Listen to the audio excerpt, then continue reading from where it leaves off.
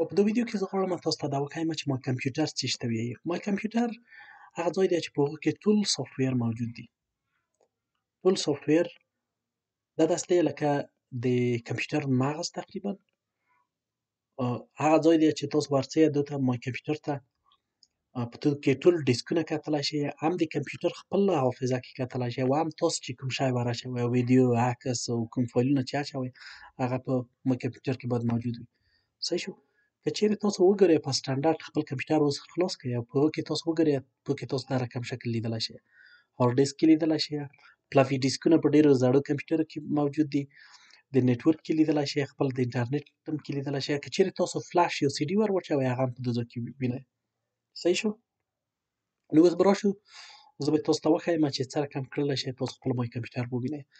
په معمول شکل باندې په ډیسکټاپ باندې دله یو آیکن موجود وي.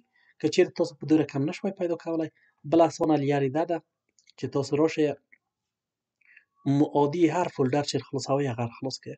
دا هم چې خلاص کړو نو د سپیسي باندې به کلیک کړئ، دله به تاسو ته معلوم شي چې دا د ما تنها یو دانه ډرایو لري. د تاسو کېدلی شي 4 5 6 اوه ډرایو ولري. هر وخت چې فلش ور واچوئ د فلش ډرایو هم دله کې معلومیږي. صحیح شو؟ او تاسو کېدلی شي چې د نوم هم ورته چینج کړئ، چپه کلیک پرې کړئ او نوم یې پرې تغییروئ. صحیح شو؟